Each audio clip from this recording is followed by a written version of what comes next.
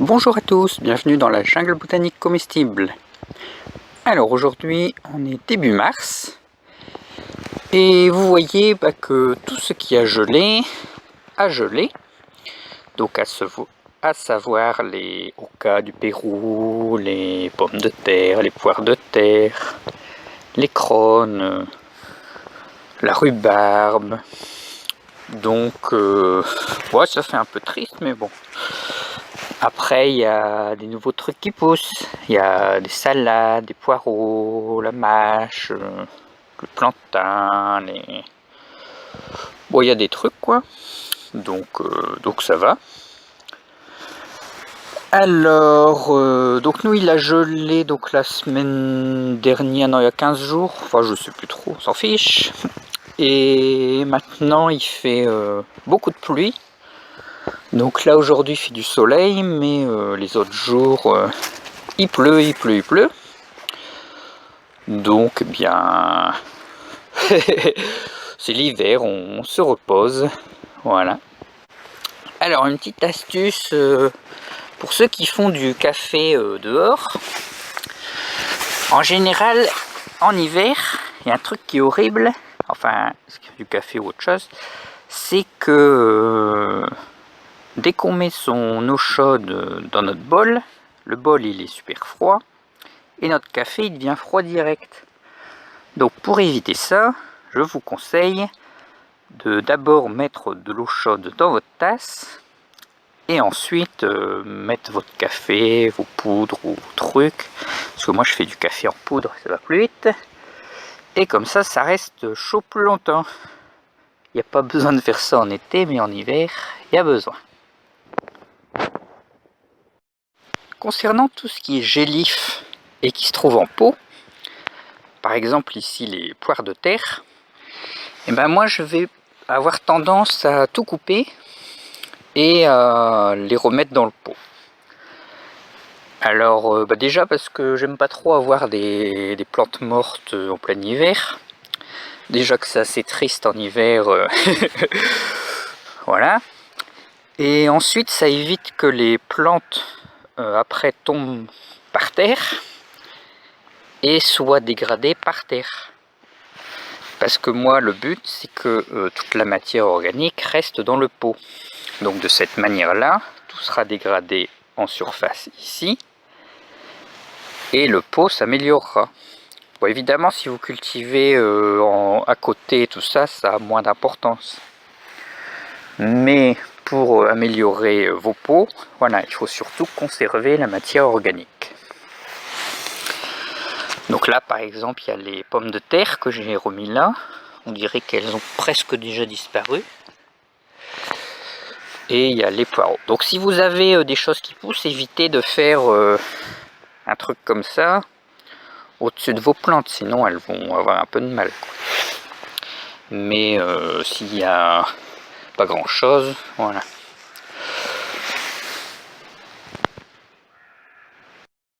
Alors concernant l'eau, moi je garde mes tuyaux sous pression. Enfin sous pression c'est vite dit parce que justement j'utilise l'eau par gravité. Donc j'ai une très faible pression. Donc il n'y a aucun souci pour moi de les garder en eau, mes tuyaux. Ça me permet par exemple d'arroser ma serre. Ceci dit, dans tous les cas, il faut éviter d'avoir des vannes en fer qui soient fermées, ou même en plastique, sinon ça pourrait exploser. Et maintenant, s'il fait moins 20 chez vous, il faudrait éviter aussi. Nous, en général, il fait maxi moins 5, donc il n'y a pas de souci à les garder comme ça. Voilà. Bon, surveillez quand même de temps en temps, parce que quand même, il peut y avoir des petits soucis.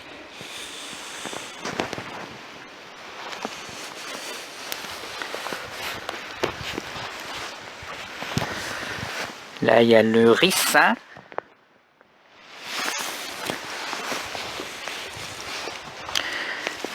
Un petit pommier qui ne veut pas perdre ses feuilles.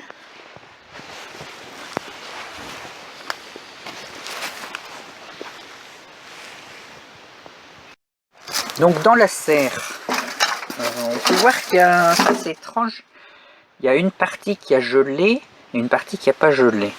Donc là vous voyez les tomates en fleurs et des capucines, des piments, tout ça. Ici on a la poire de terre qui a gelé et là la poire de terre n'a pas gelé. Donc c'est un peu étrange. D'ailleurs la capucine elle n'a pas gelé non plus là. Donc c'est vraiment étrange. Bon, alors mes petits piments ils continuent à pousser. Enfin, je vais vous montrer ceux-là, ils sont mieux.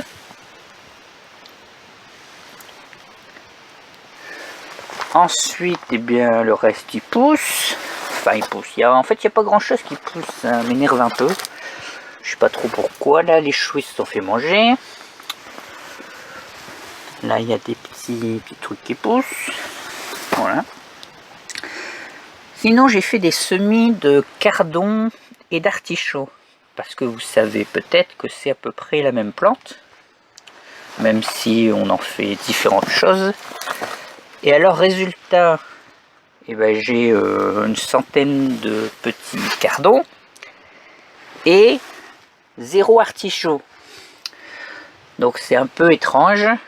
Je suppose que c'est une histoire de variété un peu plus sélectionnée pour les artichauts et qui les ont rendus stériles, alors que les cardons sont un peu plus sauvages et du coup ils sont restés fertiles. Voilà. Donc vous voyez que dans le sud on peut continuer à cultiver en hiver dans une serre non chauffée. Mais bon, moi j'aime pas trop le principe de la serre, donc j'ai juste rentré mes piments, et puis quelques pots, et puis voilà. J'ai semé beaucoup de choses, et normalement il y a des trucs qui devraient pousser, mais ils n'ont pas l'air d'avoir trop envie. Donc là il est environ 15 h. Et la serre est déjà à l'ombre parce que le soleil il se trouve là-bas, il est très bas et du coup bah, il n'y a plus beaucoup de soleil qui arrive puisque mon terrain est la pente vers le bas est au sud. Donc il est orienté à l'inverse de ce qu'il faut pour être toujours au plein soleil. Donc ça pose quelques petits soucis en hiver, enfin pas vraiment soucis, mais disons qu'il y a beaucoup moins de soleil qui arrive. Et donc voilà, donc la serre chauffe moins, mais vous voyez que ça pose pas de trop de problèmes, quoi. Donc les artichauts poussent, vous voyez. Les cardons aussi. Et alors moi je commence à commencer. Et je me mets à manger les cardons. Et en fait, il y a une histoire de blanchiment, tout ça nécessaire. Mais finalement, nous dans le sud, on a ces tiges-là qui viennent de pousser. Et donc elles sont toutes tendres. Et je pense pas qu'il y ait besoin justement de les blanchir. Alors qu'à Lyon, à cette période de l'année, les cardons ils font 1 mètre de haut, ils ont des grosses tiges. Et justement, ils doivent les blanchir, les mettre dans le noir pour les rendre plus tendres. Donc bah, c'est un avantage. Et voilà, j'en cueille un petit peu. Donc je prends les tiges qui sont trop basses, tout ça. Et voilà, je les mélange à mes repas. En hiver, c'est la chute des feuilles, chez nous et chez les voisins. Donc à chaque fois que je viens, j'en profite pour prendre un maximum de feuilles que je trouve sur les fossés ou chez les voisins. Et je viens les mettre au jardin. Donc là, il y a des beaux radis. Les topinambours ont fané aussi. Voilà. Donc là, c'est les zones que j'avais travaillées en fin d'année et que j'ai balisées pour pas les oublier l'année prochaine. Et vous voyez que c'est bien comme balisage.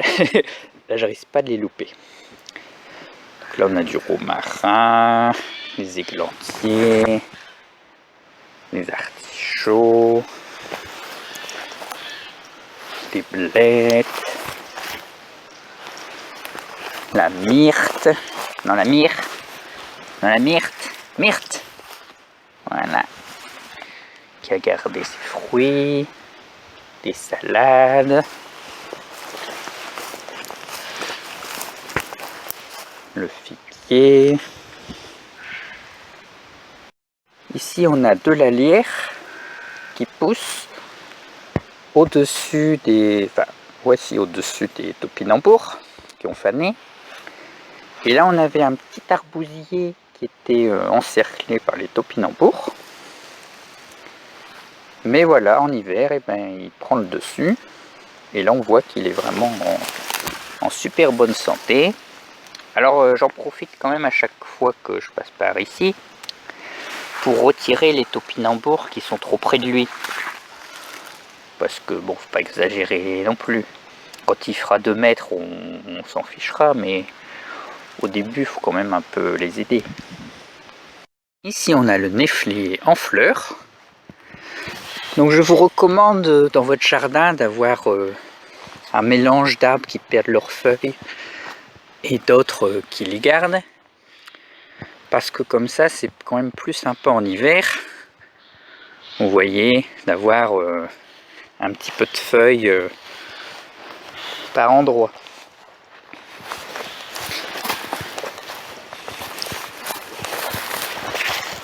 Alors attention, roulement de tambour.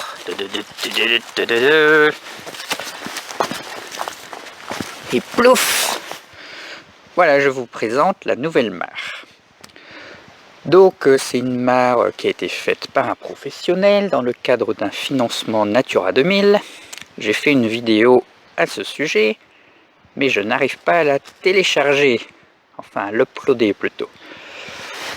Donc ça fait un mois que j'essaye et peut-être qu'un jour j'y arriverai. Voilà.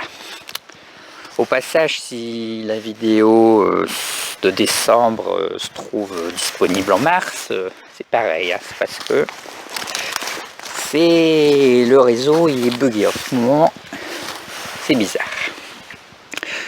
Donc suite à la création de la mare, j'en ai profité pour pailler tout le tour et planter plein de choses que j'avais en stock. Et voilà, plus d'infos dans la vidéo sur la mare. Donc ici on se trouve à l'entrée, devant la réserve d'eau principale. La mare est à gauche. Et bah, là ça continue à pousser ici, ça se remet. De la sécheresse, de la canicule. Là on a les grands pruniers.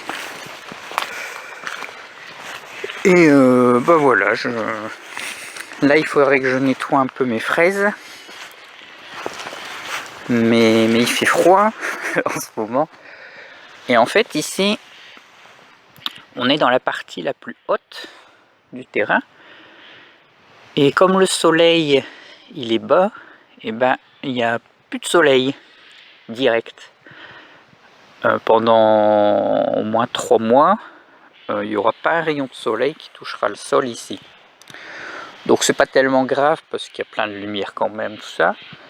Mais bon, pour travailler en hiver, c'est pas idéal. Voilà.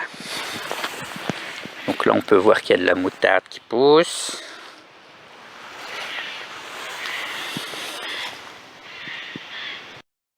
Alors en hiver, les petits bonsaïs se reposent. Je les mets tous par terre pour que ce soit plus simple pour les surveiller et pour éviter les problèmes de vent et les chutes et compagnie. mais ils restent dehors, quoi. Et là vous voyez les fruits de la symphorine. Voilà. C'est vraiment quelque chose de rigolo. Parce que ça fait des fruits qui n'ont pas tous la même taille. Voilà. Bon, c'est toxique, hein, donc ne les mangez pas. Mais c'est quand même rigolo. Voilà, bon bah j'espère que vous allez bien. Et passez un bon mois de décembre. À bientôt dans la jungle.